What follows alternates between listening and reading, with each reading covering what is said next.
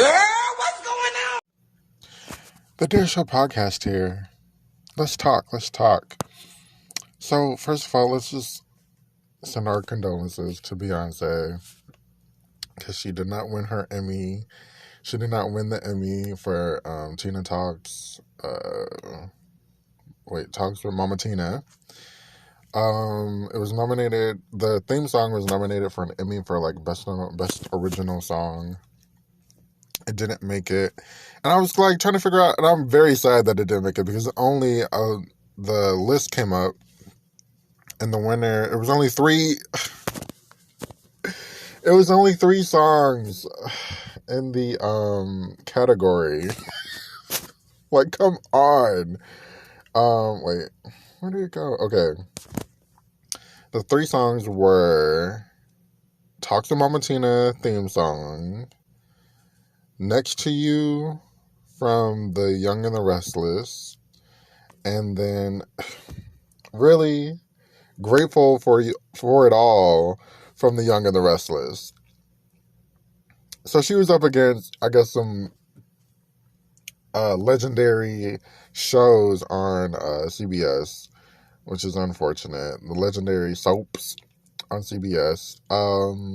I was sad. Like, I thought she was gonna win. First of all, because I didn't know who else was nominated. Now that I actually read it, it was two different songs from the same show, and she lost. Get the fuck out of here. They're horrible. They could have gave her that Emmy. That would have been a cute look. Come on, you guys. So, anyways, so she put out this new song called Break My Soul. I had no idea what the song was going to sound like. I am thoroughly enjoying it. She told us the name of the album basically a year ago, and I think it was the British Vogue article cover, whatever you call it. She was like, I feel like there is a renaissance coming, and I remember her saying that because I'm like, okay, why are you specifically saying a renaissance? But I'm guessing like she meant like a change, which definitely a change came when the pandemic happened. People did lose their jobs. They end up going into different other fields.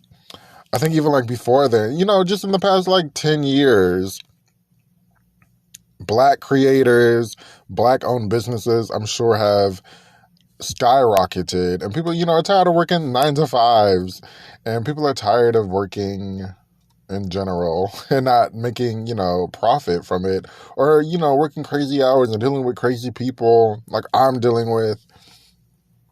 We're all there, or we've all been there. I am enjoying the song, like I said. I don't think I want to like go in deep into it. Like, it's caused like a ruckus about dance music and the like EDM music versus house music, and it's causing a ruckus on the timeline. Drake dropped his album, which is sort of like this dance music, this house music type situation that is similar to Beyonce's now record. But like, Beyonce didn't come up with this idea.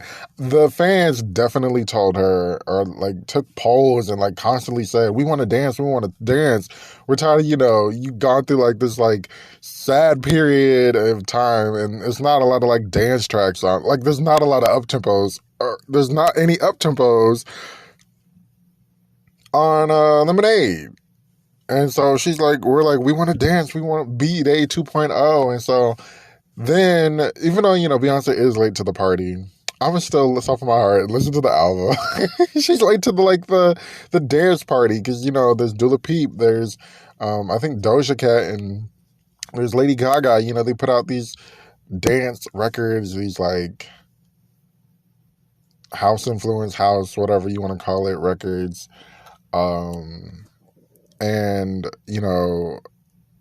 she's late to the party, but we're gonna listen. Like I said, I'm just very, like, the theme of the song is very much, you can't break my soul, and like working is crazy, and I'm gonna build something on my own. And I think she definitely was inspired by that. But I believe Black Parade sparked that genesis, or was the genesis of her like being inspired and noticing a change in like Black people being their own being entrepreneurs and being their own boss in that situation. And I think, yeah, I believe she gave back, or she either gave money or she gave like exposure, like towards the end of, and sometime in like 2021 or 2022, of Black businesses, I believe. Um, so yeah, and I believe she talked about it in her Grammy speech, and then there's the Renaissance and the Renaissance talk in the Vogue article. So she's aware of things, and I enjoy that. It's I think this song, and possibly the album, is. Am I about to cry? What is going on with me? This song and possibly the album might be like of the time. Her most of the time record. Possibly. We'll have to see on July 29th. I'm drinking this drink called Paradise Drink. It was Pineapple Paradise something at the Starbucks. Starbucks? What is a lemonade shortage? I have never heard of a lemonade shortage. It was a lemonade shortage and something else that they had on the wall. Like, is there no lemonade? Like, what's going on? Anyways, oh, I was gonna say, he said, or I think it was a she. The attendant was like, I like it with coconut milk. And I'm like, coconut milk? I'm trying to think of if I've ever heard of coconut milk. Like, I'm hip to like the alternatives, like oat milk and soy milk and all those other kind of milks. But I'm like, trying to think, have I ever heard of coconut milk? I'm like, I've heard of coconut water. Coconut milk. Oh, I have heard. Okay, coconut milk. Yeah. I think Silk makes a coconut milk, and I think I tried that. Anyways, it tastes great. It tastes okay. The drink. Because it's normally made with lemonade. But anyways, Renaissance, the article, entrepreneurship. Craig Seymour. Oh my God. People are reading Craig, and people are agreeing with Craig. He was like, saying music is very, disrespectful to house music. I know they're different.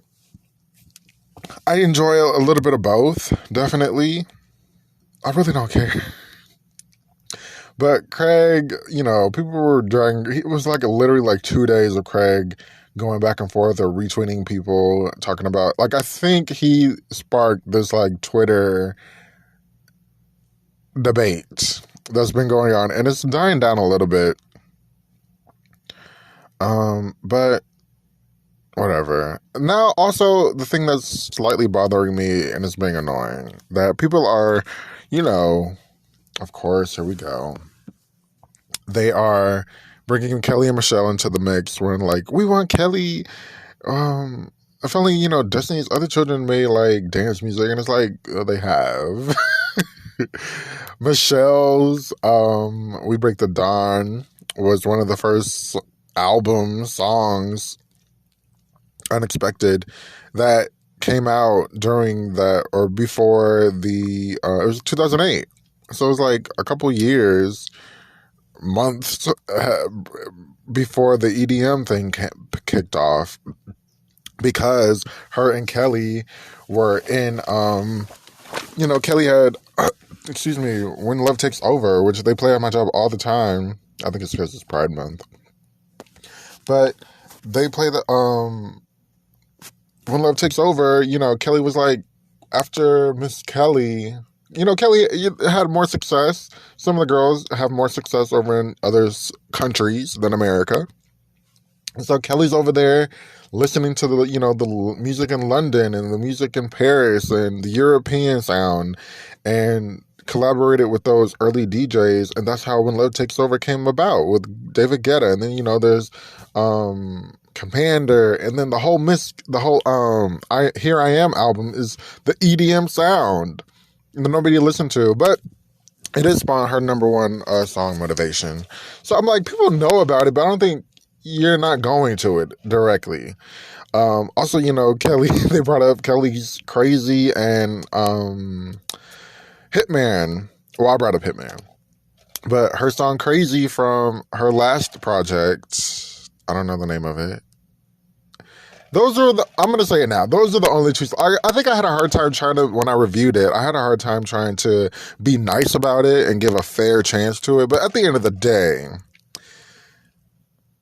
Kelly's great at dance music, and she's really, really great at like R&B music, because Speed of Love is so great. That's an R&B track, and she's just singing down on it. Oh my God, I just listened to it a couple hours ago.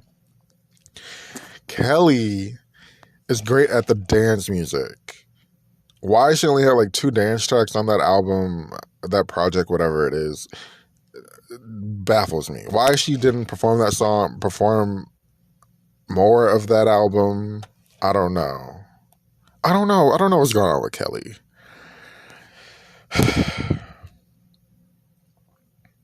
Is that all I want to say about... Oh, the British Vogue article. So she was in British Vogue, and they had like a 3-paragraph conversation. The girl went to her house. The kids visited her on set with Jay. I think they had dinner at her house. Like ribs, mashed potatoes, and like green beans or something, which is funny. That sounds good though. But anyways, let me stay on track. And then she just like, it all seemed, very Beyonce controlled, if you think about it. If you don't think about it, you're like, oh my God, this girl, she had this great experience listening to the album, but she's like, Beyonce played me that. She's like, Beyonce asked me if I wanted to listen to the album, and I played. I'm like, yeah, so she played me the album. And she's like, she gave it like this high praise of like dance music and gonna change the culture or whatever. And I'm just like, you said that all the time about her music, but whatever.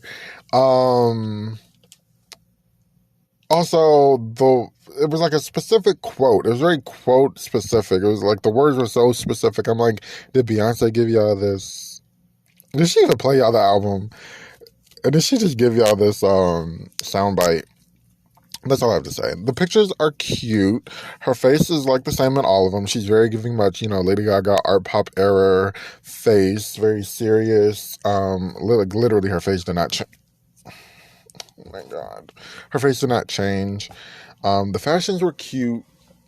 It was very much, grunge, 90s, early 2000s, that situation going on.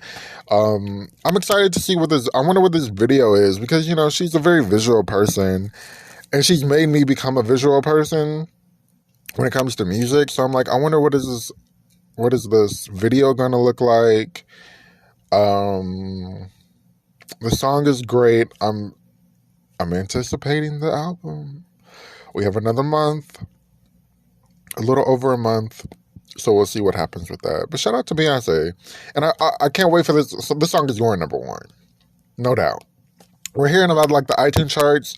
I don't know what that correlates into actual Billboard numbers on the chart, but this song is definitely going number 1. And I believe they said people are buying the song, so it's going number 1. It's just a matter of seconds. So Kelly Clarkson, I was listening to Denim and Rhinestones, Carrie Underwood's new album. I'm sorry. I did a little review on YouTube. I'm going to try to transfer the audio over here on Anchor so you guys can listen to it too. Kelly Clarkson, Queen of the Night. Okay, so Kelly Clarkson came on. Now, I was hearing this song, It was like, I got the stuff that you want. I got the thing that you need. And I was like, I know this song. What is going on here? And then it speeds up, I'm the queen of the night. The queen. I was like, oh my God. Play that again. But it was like at the end of the Spotify's getting on my fucking nerves. I'm trying to listen to, what is it called, Break My Soul over and over and over. I clicked the button to say go over and over, and it played it once, and then it goes on to like other songs that I don't want to listen to. But anyways, so after the Diamonds and Denim and Rhinestones played, it went into like shuffle mode of other songs. And this song came about, Queen of the Night. I saw Kelly released an EP called Kellyoke, which is based off of the song she sang on her show. She covers songs. She did Queen of the Night, and I screamed. I was just so fucking excited. I was just like, oh my God, this is such a great song. I mean, not a great song, but like her rendition of it is so great. Kelly, I mean, the ballady, and then it speeds up, and then the rock, and then, you know, the sound. It just is so good. Go listen to Queen of the Night, which is by Whitney Houston. Go listen to Kelly's version. Also, she did Billie Eilish's the recent hit from Billie. I can't think of the name, but it sounds so good. Also, like, it's another little twist to it, and I love it. She did Blue Bayou. I listened to like the songs that I knew. The songs I didn't like were the songs I didn't know. Blue Bayou by, I believe her name is Linda Ronstadt. Carrie Underwood did a great tribute of Blue Bayou. Like, so beautiful. Her version, her voice. The voice.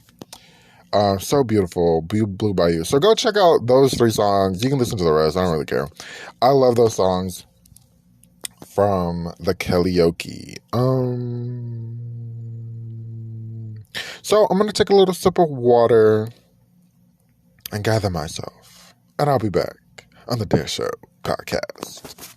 Next car, honey, next car. Move on down the road. Okay, so we're back here at the Dare Show podcast. Let there be love. Because it's Pride Month, I was like, let's get a little upbeat with the music and the advocates and the love. I was listening to, I was trying to figure out what song I wanted to have for the song of the week. And the song of the week this week is Let There Be Love by Christina Aguilera off of her Lotus album.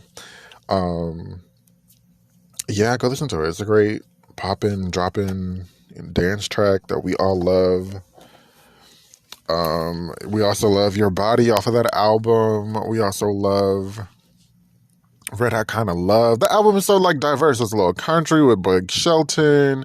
It's like the dance pop with Let There Be Love and Red Hot Kind of Love.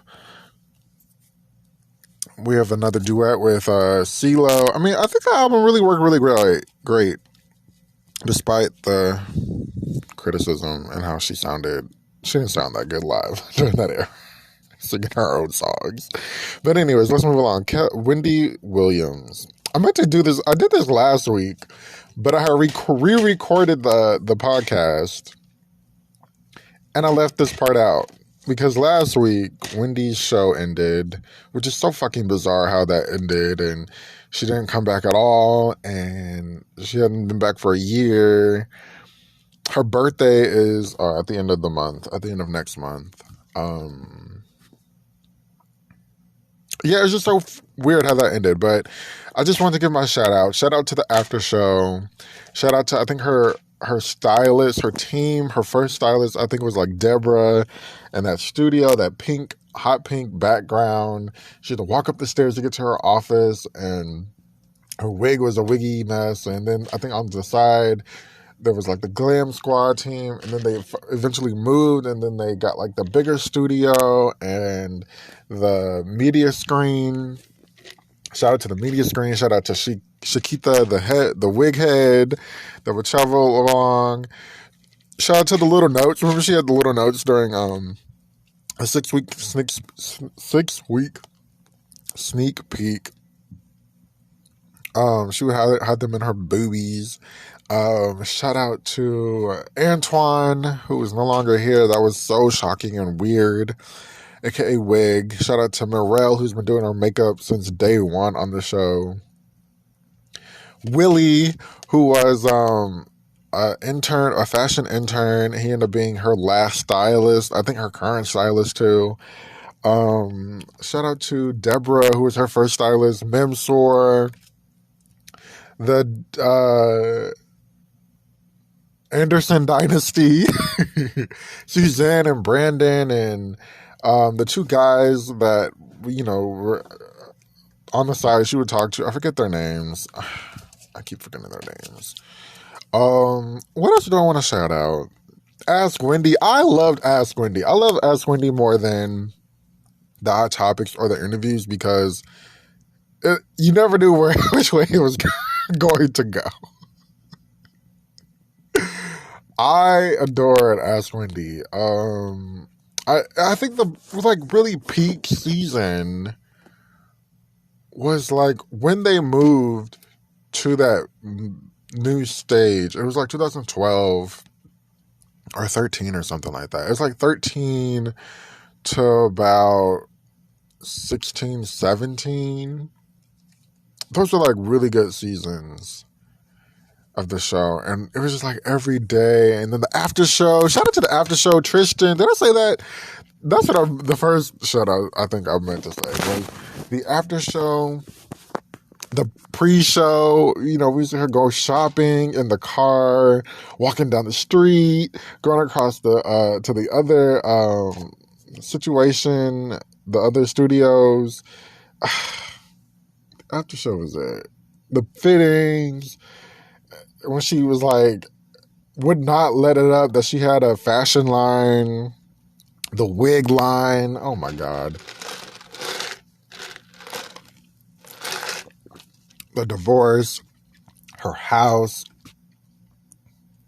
Shout out to Wendy Williams. This is the weirdest shit. She hasn't said a word. Who knows what's next? So what else do I want to talk about? Oh my God.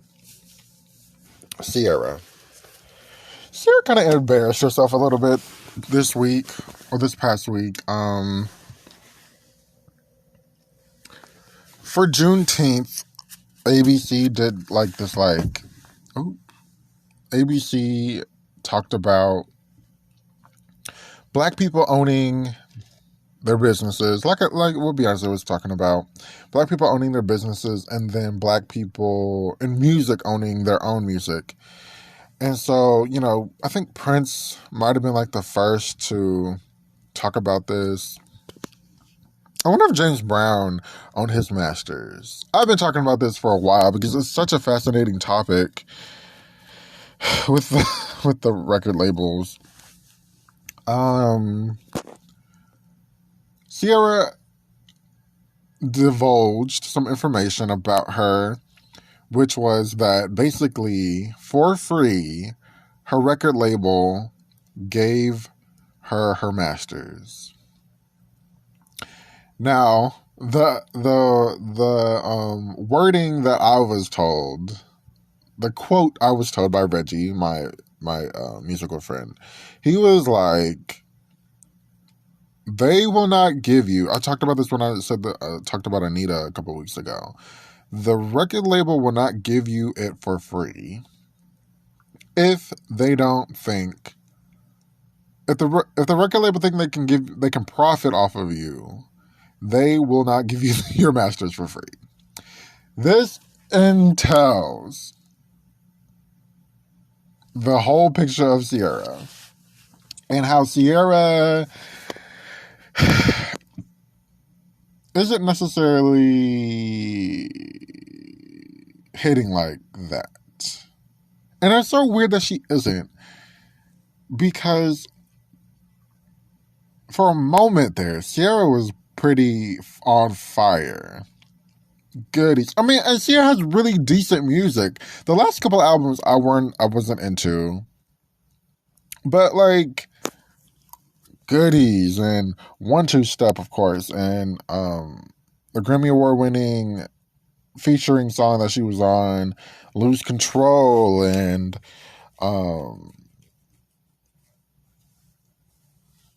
she has a lot of other songs. I'm just blanking. But she has some really good, I like her music, the decent side of her music. She said, I think that was her last album where she did Level Up. She was like, she had this great song. She was ready for the vision of the song to come to fruition.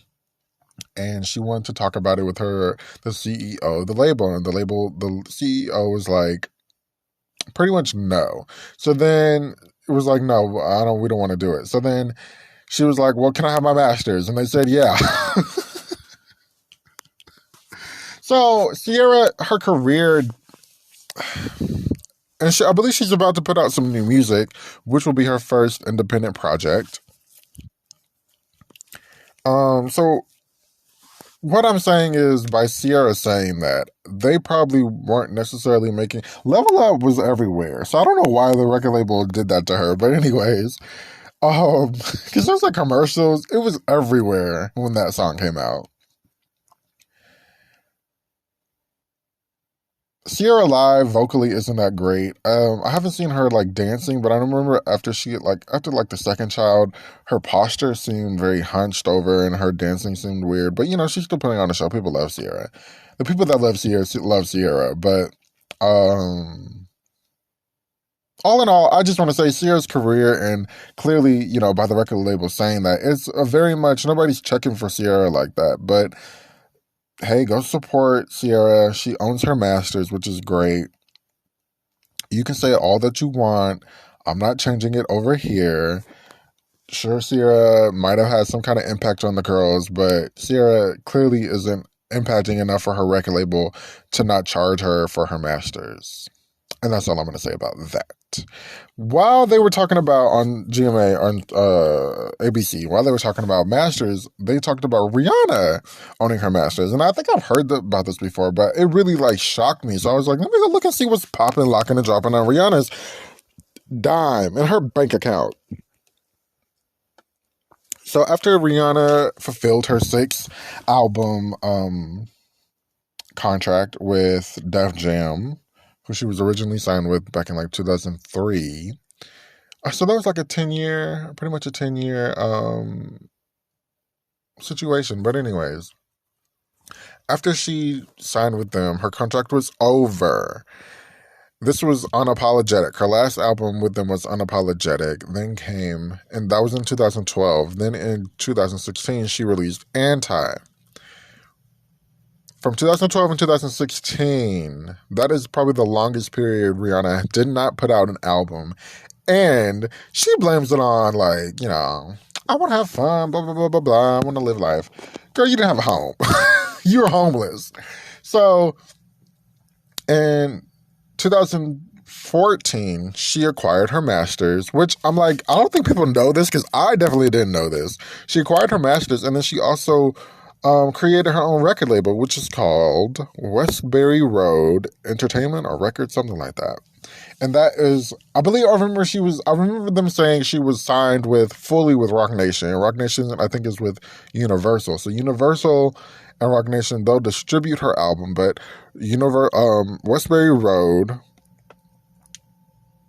produced her album. And I did not know Rihanna has her own album, her own record label. I don't think people talk about that. They're talking about Fenty and all this other stuff, but they're not talking about, she owns her masters, which is incredible. So she didn't have a home from 2012 to 2016. And then I believe it said on Wikipedia, 2014 is when she started recording Anti. So shout out to Rihanna. I did not know, all of these girls went through this or going through this. The bigger question is, Miss Break Your Soul, do you own your masters? And how many albums? Okay, maybe 6. No, this is her 7th album. Because I'm trying to figure out at what point I feel like at a certain point, Beyonce renegotiated something with Sony Music. And I want to know what it was, what it is, how many albums, what's going on over there at Sony and Beyonce. Because she's like a big star. She creates her own music. She pays for her own videos. She, you know, I don't know about the touring, but I'm sure like Sony isn't giving money for touring. I'm sure that's like, you know, Live Nation or whoever she's partnering with. But you know, she creates her own music. She pays for her own beats. She pays for her own production. She pays for her own studio time. It's just like she basically just needs them to distribute, distribute. Am I saying that right? Distribute the music. 16 tracks on July 29th. I can't wait. I think that's all I want to say about that. Shout out to Rihanna. Shout out to Ciara. You're free. They brought up this quote about Prince. You know, he was one of the first. I think they kind of had Prince wanted to, maybe I could be mistaken, but my knowledge of what I got from about Prince and his record label was he wanted to put out more music in a faster pace than the record label wanted to. I'm not even going. Never mind. But shout out to Prince. Like I said, he was like one of the first to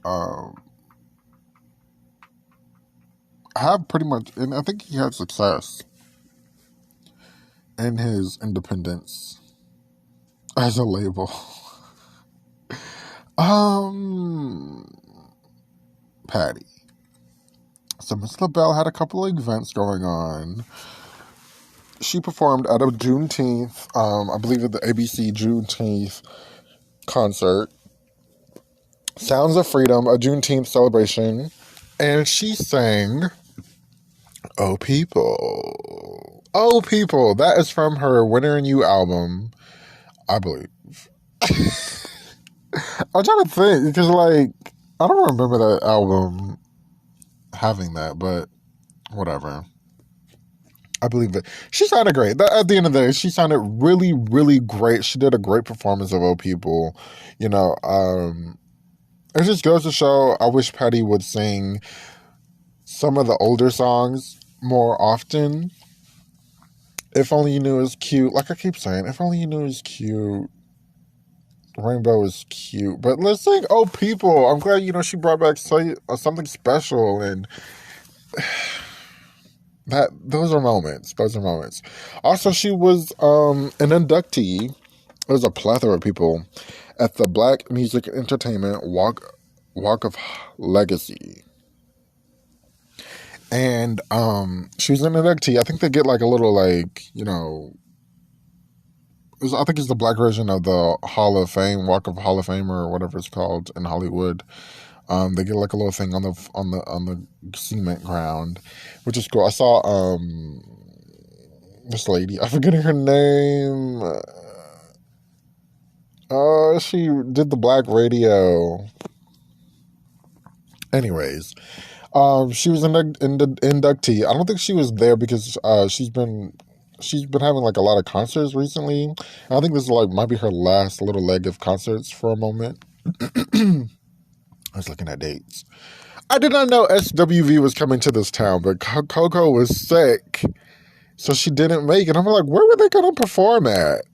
I saw no promotion, nothing. Like I saw a little something. Like I think I saw them promote, but like I don't think I saw them that they were gonna be in this city. But Coco was sick, and so they weren't able to come. It was canceled. But anyways, Patty was nominated and inducted. I mean, not nominated. She was inducted. And Latasha Scott from Escape, she did a tribute to her.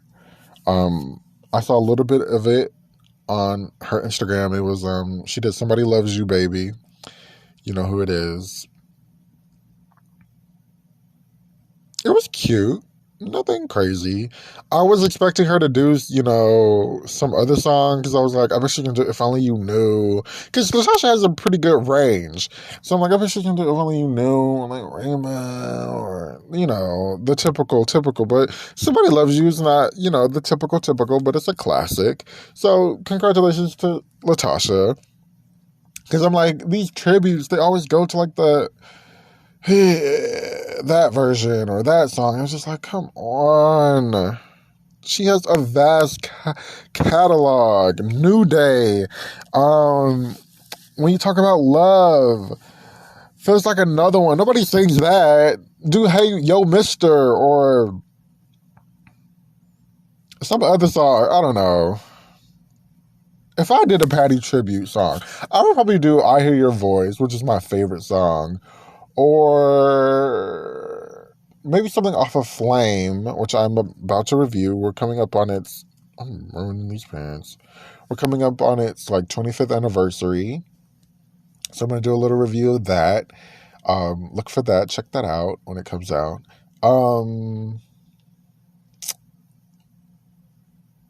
What song would you do if you were going to sing a Patty tribute? If you're a Patty LaBelle tribute, what song would you sing? I think I would do I Hear Your Voice or Let Me Be There For You, maybe? I don't know. There's New Day. There's all these great songs. The gospel, the gospel record album. Throw that in the mix. Maybe I don't no. Oh, when you love somebody, I think I would do that song from Burnin'. If you asked me to, I would probably do that. Nobody sings that. All right, this is the Dare Show podcast. Thank you so much for listening. I'm on Spotify. I'm everywhere. Check me out. The Dare Show podcast. Let me know. Leave a comment. You don't have to like. You don't have to subscribe. You don't have to give stars or anything. Just let me know what you think about the podcast. What are your thoughts about Break My Soul? What songs, like I said, what songs would you sing, or what song would you sing if you did a Patti LaBelle tribute? Bye. CNC, pride, a deep love, pride.